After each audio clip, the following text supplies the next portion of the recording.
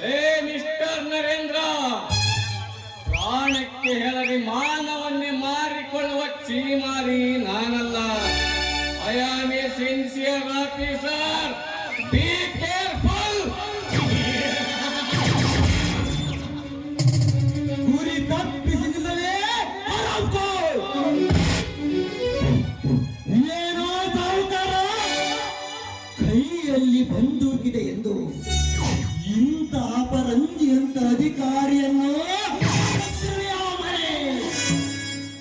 ಈ ನಿನ್ನ ಗುಂಡಿಗೆ ಸಿಡಿಗುಂಡಾಗಿ ಈ ನನ್ನ ಗಂಡುಗೊಡಲಿ ಸದಾ ಕೈಯತ್ತು ನಿಂತಿರುತ್ತೆ ಎಂಬುದನ್ನು ಮಾತ್ರ ಮರೆಯಬೇಡಿ. ಏನೋ ಸಾಹುಕಾರ, ಈ ನಗರಕ್ಕೆ ನಾನೇ ಚಕ್ರವರ್ತಿ ಎಂದು ಇಂತಹ ಪ್ರಾಮಾಣಿಕ ಅಧಿಕಾರಿಗಳನ್ನು ಕಟ್ಟಿ ಹಾಕಿ ಹೊಡೆಯುತ್ತೀಯಲ್ಲ, ಏ ಭಿಕಾರಿ ನರಗಳೇ, ಇಡೀ ತಾಲೂಕಿನಲ್ಲಿ ಈ ಚಂದ್ರೇಗೌಡನ ಹೆಸರನ್ನು ಕೇಳಿದರೆ ಸಾಕು, ನಿಂತ ಜಾಗದಲ್ಲಿ ಉಚ್ಚ ಹೊಡೆದುಕೊಳ್ಳುತ್ತಾರೆ. ಅಂದಾಗ ಏಕಚಿತ್ತಿ ಒಬ್ಬ ಅಧಿಕಾರಿ ನಮ್ಮ ವಿರುದ್ಧವಾಗಿ ಕಾರ್ಯನಿರ್ವಹಿಸಿ ನಮಗೆ ಬಾಯಿಗೆ ಬಂದಂತೆ ಮಾತನಾಡುತ್ತಾರೆ. ಅದಕ್ಕಾಗಿ ಅವನನ್ನು ಈ ಕಂಬಕ್ಕೆ ಕಟ್ಟಿ ಮನಬಂದಂತೆ ಹೊಡೆಯುತ್ತಿದ್ದೇವೆ. ಇದನ್ನೆಲ್ಲ ಕೇಳುವುದಕ್ಕೆ ನೀನ್ಯಾರಲೇ ಭಿಕಾರಿ ನನ್ನ ಮಗನೇ?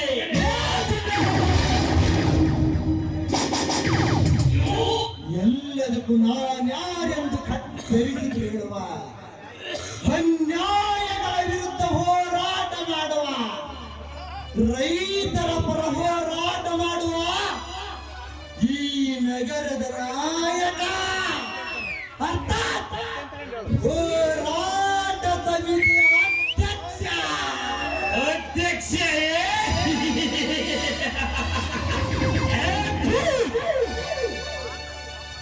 ನೀನೊಬ್ಬ ಹೋರಾಟ ಸಮಿತಿಯ ಅಧ್ಯಕ್ಷ. ದಿನ ಬೆಳಗಾದರೆ ಸಾಕು ನಿಮ್ಮಂತ ನೂರಾರು ಅಧ್ಯಕ್ಷರುಗಳು ಕೇವಲ ಈ ಶಾಸಕನ ಒಂದು ಸಹಿಗಾಗಿ ನನ್ನ ಮನೆಯ ಬಾಗಿಲಲ್ಲಿ ನಾಯಿಯಂತೆ ಕಾದುಕೊಳ್ಳುತ್ತಿರುತ್ತಾರೆ. ಅಂದಾಗ ನೀನ್ಯಾವ ಲೆಕ್ಕದಲ್ಲೇ ಹೋಗುವ ನನ್ನ ಮಗಳೇ?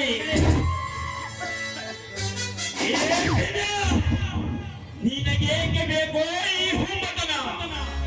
ಶಂಭುಲಿಂಗನ ಮೇಲೆ ಬಾರ ಹಾಕಿ ಕೊಟ್ಟು ಕೂಡಿಗೆ ಗತಿಯಿಲ್ಲದೆ ತಿರುಗುವ ನೀನು ರಾಜಕೀಯ ರಂಗದಲ್ಲಿ ಸಾಧನೆ ಶಿಖರವನ್ನೇರಿ ಕೈ ಎತ್ತಿ ಮೆರೆಯುವ ಈ ಚಂದ್ರೇಗೌಡನ ವಿರುದ್ಧ ಹೋರಾಡಿ ಈ ನಿನ್ನ ತಲೆಯನ್ನು ಕತ್ತರಿಸಿಕೊಳ್ಳಬೇಡ. ಸುಮ್ಮನೆ ಇಲ್ಲಿಂದ ಬಾಯಿ ಮುಚ್ಚಿಕೊಂಡು ಹೊರಟು ಹೋಗು. ಹೊರಟು ಹೋಗು.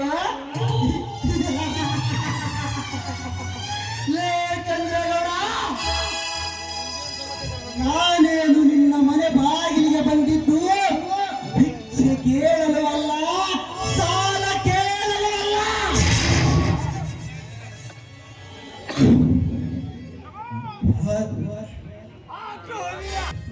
ತಲೆ ತೆಗೆಯುತ್ತೇನೆಂದು ನಿಮ್ಮ ಹೇಳುವ ಬಗರುವ ನಿಮ್ಮಂತಹ ಪುಣ್ಯಗಳ ತಲೆ ತೆಗೆಯಲು ಬಂದಿದ್ದೇನೆ. ಈ ಬಲ ಭೀಮನ ಇರುವ ಮೊದಲು ಈ ಕಟ್ಟಿದ ಸರಪಳಿಯಿಂದ ಈ ಅಧಿಕಾರಿಯನ್ನು ಬಿಟ್ಟರೆ ಸರಿ, ಇಲ್ಲದೆ ಹೋದರೆ ಇದೇ ಹಗ್ಗಕ್ಕೆ ನಿನ್ನನ್ನು ಕಟ್ಟಿ ಹಾಕಿ ಈ ನನ್ನ ಬರಗಾರಿನಿಂದ ನಿನ್ನ ಎದೆಗೆ ಹೊಡೆಯಬೇಕಾದಿತ್ತು ಮಗನ.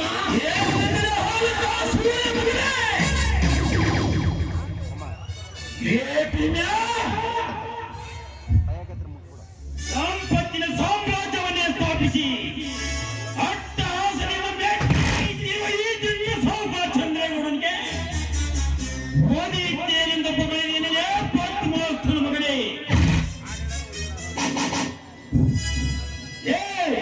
ನರೇಂದ್ರ, ಕಟ್ಟಿ ಹಾಕಿರಿ ಇವನನ್ನು. ಅಯ್ಯ ಕರಿಯ ನಿನ್ನ ಮನೆಯ ಎಂಜಲು ನಕ್ಕುವ ನಾಯಿ ಕರಿಯ. ನೀನು ಕರೆದ ತಕ್ಷಣ ಬರುವ ಆ ನಿನ್ನ ಮನೆಯ ಎಂಜಲು ತಿನ್ನುವ ನಾಯಿ ಕರೆಯನನ್ನು ಈ ನನ್ನ ಕಾಲಿನಿಂದ ಎದೆಗೆ ಒತ್ತು ಶಿವಭಾರದ ಕಟ್ಟೆಗೆ ಕಟ್ಟಿ ಹಾಕಿ ಬಂದಿದ್ದಿರಲೇ ಮಗನ. ಓ ನನ್ನ ಕೋಲಗೈ ಬಂದ ಕಡಿಯಾರ ಮೈ ಮುಟ್ಟಿದರೆ ಹಾಳು ಕಾಸುವಳೆ ಮಗನೇ ಮುಗಿದು ನಿನ್ನ ಜೀವ ಆಗದೆ.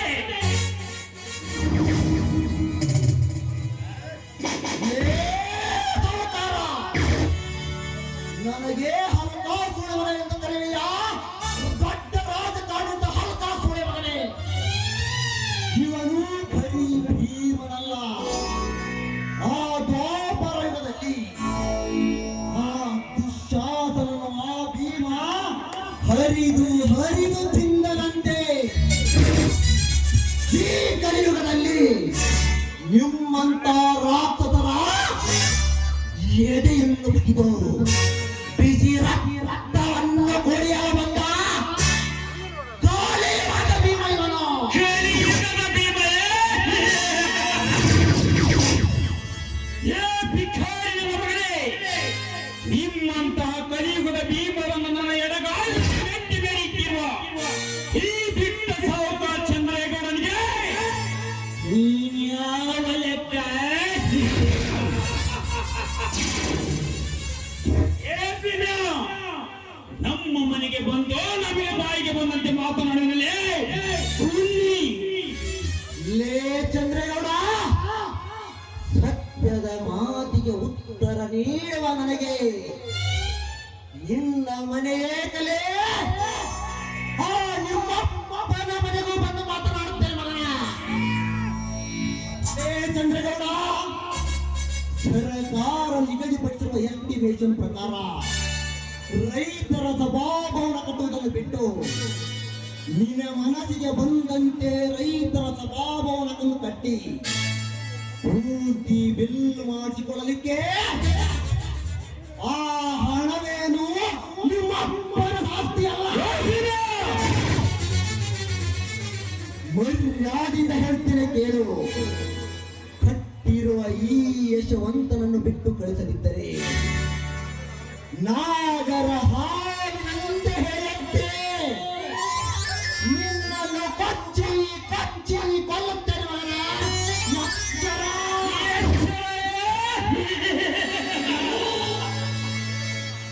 ಎಚ್ಚರ! ಒಂದದ ಹೆಡೆಯಲ್ಲಿ ಚಂದನ ಹಳನೆ ಇಟ್ಟು ಹೊನ್ನಿನ ಮಣಿಯನ್ನೇ ಕಣ್ಣಲ್ಲಿ ಕಂಡಿಟ್ಟು ಕಾಯುವ ಈ ನಾಗರ ಜಾತಿಗೆ ಸೇರಿದ ಈ ಚಂದ್ರೇಗೌಡನಿಗೆ ಎಚ್ಚರ ವಹಿಸಿ ಮಾತನಾಡಲೇ ಬೆಚ್ಚ ನಮಗಲೇ. ಆ ಹಾಡಿನ ಅಲ್ಲಲ್ಲಿ ಕಿತ್ತು ಆಟ ಆಡಿಸುವ ಈ ಚಂದ್ರೇಗೌಡನಿಗೆ ಬುದ್ಧಿ ಹೇಳಲು ಬಂದಿದೆ ಬಡವ. ಲೇ ಸಾವುಕಾರ, ಈ ಬಡವ ಹಣದಲ್ಲಿ ಬಡವನಿರಬಹುದು, ಶ್ರೀಮಂತಿಕೆಯಲ್ಲಿ ಬಡವನಿರಬಹುದು, ಆದರೆ ಸ್ವಾಭಿಮಾನದಲ್ಲಿ ನನ್ನ ಚಪ್ಪಲಿಯ ಗೋಳಿಗೆ ತಗೊಳ್ಳಲ್ಲ ಈ ನಿಮ್ಮ ಶ್ರೀಮಂತಿಕೆ. ಈ ಬಡತನದ ಬೇಗೆಯನ್ನು ಹರಿದೊಗೆದು ಹುಲಿಯಾಗಿ ಆಕಾರದಲ್ಲಿ ನಿಂತರೆ ನರಿಯಾಗಿ ನಿಮ್ಮನ್ನು ನರಲೋಕಕ್ಕೆ ಪಾಸಲ್ ಮಾಡುತ್ತೇನೆ ಮಗನ. ಎಚ್ಚರ!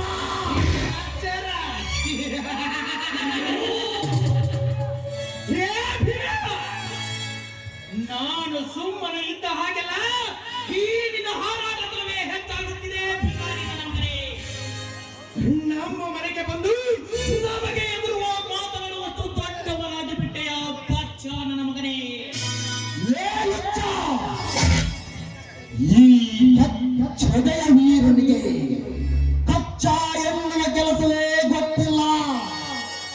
ಈ ಅಚ್ಚರಿಯ ಕರುನಾಡಿನಲ್ಲಿ ನಿಮ್ಮಂತ ಕಸಾಯಿ ಪುಣ್ಯಗಳಿಗೆ ಈ ನನ್ನ ಕೊಡಲಿಯಿಂದಲೇ ಮಾತನಾಡಿಸಿ ಸತ್ಯದ ರೂಟನ್ನೇ ಹಿಡಿಯುವ ಗಂಡು ನಾನು. ಲೇ ನರೇಂದ್ರ, ಯಶವಂತ ಹೇಳುವ ಮಾತನ್ನು ನಾನೇ ಹೇಳುತ್ತೇನೆ, ನೆನಪಿನಲ್ಲಿಟ್ಟುಕೋ ಮಗನೇ. ಸರ್ಕಾರ ನಿಗದಿಪಡಿಸಿದ ಎಸ್ಟಿಮೇಷನ್ ಪ್ರಕಾರ ರೈತರ ಸ್ವಭಾವವನ್ನು ಕಟ್ಟಿ ನಿಮ್ಮ ಪೂರ್ತಿ ಬಿಲ್ ಅನ್ನು ಪಾವತಿ ಮಾಡಿಸಿಕೊಳ್ಳಿ. ಅದನ್ನು ಬಿಟ್ಟು ನಾನೊಬ್ಬ MLA, ನನ್ನದು ಅಧಿಕಾರವಿದೆ, ನಮ್ಮದೇ ಸರ್ಕಾರವಿದೆ ಎಂದು ನಿಮ್ಮ ರಾಜಕೀಯವೇನಾದರೂ ತೋರಿಸಿದರೆ ನಾನು ವಿರುದ್ಧವಾಗಿ ನಿಲ್ಲಬೇಕಾಗುತ್ತದೆ. ಎಚ್ಚರ!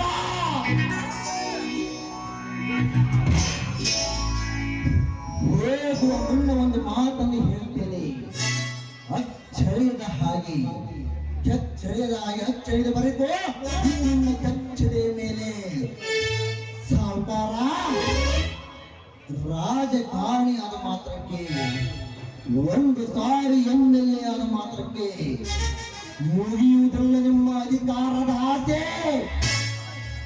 ಮುಂದೆ ಮಂತ್ರಿ ಆಗಬೇಕು, ಮುಖ್ಯಮಂತ್ರಿ ಆಗಬೇಕು, ಮುಖ್ಯಮಂತ್ರಿ ಆಗಬೇಕೆಂಬ ಕನಸನ್ನಿಟ್ಟುಕೊಂಡರೆ ಸತತ 50 ವರ್ಷಗಳ ಕಾಲ ಬಡವರ, ರೈತರ, ದೀನ ದಲಿತರ, ಎಲ್ಲ ಸಮಾಜದವರ ಪರವಾಗಿ ಸರ್ವರಿಗೂ ಸಮಪಾಲು, ಸರ್ವರಿಗೂ ಸಮಪಾಲು ಎಂಬಂತೆ 50 ವರ್ಷಗಳ ಕಾಲ ರೈತರ ಪರ ಹೋರಾಟ ಮಾಡಿ,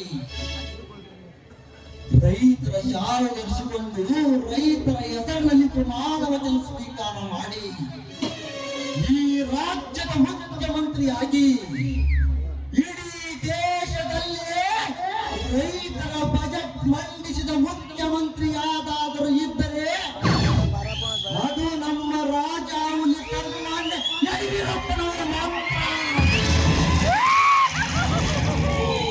ಅವರ ಪಾಲಿನಲ್ಲಿ 10% ಹೋರಾಟ ಮಾಡಿ ಬಚ್ಚಾಗಲೇ. ಅದನ್ನು ಬಿಟ್ಟು ಅಧಿಕಾರದಿಂದ ಇಂತಹ ಅಧಿಕಾರಿಗಳನ್ನು ಮನೆಗೆ ಕರೆಸಿಕೊಂಡು ಕಟ್ಟಿ ಹಾಕುವ ಹೊಡೆಯುವ ಅಧಿಕಾರ ನಿಮಗಿಲ್ಲ. ನೋಡು ಸಾಹುಕಾರ, ಇದು ತಾಯಿಗೆ ಹಾಲು ಕುಡಿದ ಬೆಳೆದ ದೇಹ, ತಂದೆಯ ರಕ್ತಕ್ಕೆ ಹುಟ್ಟಿದ ದೇಹ. ನಿಮ್ಮ ಹಾಗೆ ಕಾಡಂದಿಯ ರಕ್ತಕ್ಕೆ ಹುಟ್ಟಿದ ದೇಹ ಅಲ್ಲ. ಮನೆ ನಿನ್ನಲ್ಲಿ ತಾಕತ್ತೆ ಇದ್ದರೆ, ಗಂಡಸ್ತರವೇ ಇದ್ದರೆ, ಈ ನಮ್ಮ ರೈತರು ಎಕರೆಗೆ 25,000ದಿಂದ 30,000 ಖರ್ಚು ಮಾಡಿ ಎಕರೆಗೆ 10ರಿಂದ 12 ಕ್ವಿಂಟಲ್ ಜೋಳವನ್ನು ಬೆಳೆದು ಮಾರ್ಕೆಟಿನಲ್ಲಿ 1,500 ರೂಪಾಯಿಗೆ ಮಾರಾಟ ಮಾಡುತ್ತಿದ್ದಾರೆ.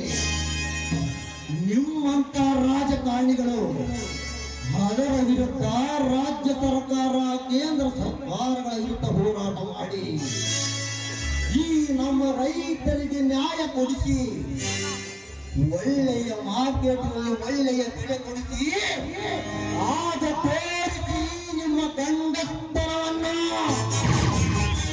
ಅದನ್ನು ಬಿಟ್ಟು ಈ ರಾಜ್ಯವನ್ನೇ ಲೂಟಿ ಮಾಡುತ್ತಾ ಇಂತಹ ಅಧಿಕಾರಿಗಳನ್ನು ಮುಂದು ಸಾರಿ ಮುಟ್ಟಲು ಪ್ರಯತ್ನ ಪಟ್ಟರೆ ನಿಮ್ಮ ಕಥೆ ಬೇರೆ ಆಗುತ್ತದೆ. ತಿಳಿದುಕೊಳ್ಳಿ. ಈಗ ಈ ಯಶವಂತನನ್ನು ನಾನು ಕರೆದುಕೊಂಡು ಹೋಗುತ್ತೇನೆ. ನಿಮ್ಮ ಕೈಯಿಂದಾಗಿ ಏನು ಕಿತ್ತುಕೊಳ್ಳುತ್ತೀರೋ ಕಿತ್ತುಕೊಳ್ಳಿ. ಹೋಗೋಣ. ಈ ಯಶವಂತನನ್ನು ಮುಟ್ಟುವ ಮೊದಲು 100 ಬಾರಿ ಯೋಚಿಸು. ಇದಕ್ಕೆ ನೀನು ಮುಂದೆ ದೊಡ್ಡ ಬೆಲೆ ತೆರಬೇಕಾಗುತ್ತದೆ ಮಗನೇ. ಅದಕ್ಕೆಲ್ಲ ರೆಡಿ ಇದ್ದಾನೆ ಈ ಬಲಭೀಮ. ಏನಿದ್ದರೆ ನಾವು ನೋಡಿಕೊಳ್ಳುತ್ತೇವೆ ಭಕ್ತಿ ಮಗನೇ. ಈ ಯಶವಂತ ನನ್ನ ಆಪ್ತ ಸ್ನೇಹಿತ. ಮುಂದೆ ಅವನನ್ನು ಮುಟ್ಟುವ ಗಂಡಸ್ತಿಕೆಯನ್ನು ನೀನು ನೋಡಿದರೆ ಮೊದಲು ಈ ಗಂಡನೆಯ ಗಂಡಸ್ತಿಕೆಯನ್ನು ಮುಟ್ಟಿ ಆಮೇಲೆ ಈ ಅಧಿಕಾರಿಯನ್ನು ಮುಟ್ಟಿ ನೋಡು.